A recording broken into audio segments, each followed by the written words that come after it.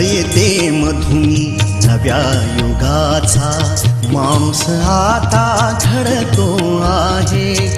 वटवृक्षाच्या विशालतेचा मोहन भाला पडतो आहे. रयते मधुनी नव्या युगाचा माणूस आता घडतो आहे. वटवृक्षाच्या विशालतेचा मोहन भाला पडतो आहे. रयते मधुनी नव्या युगाचा.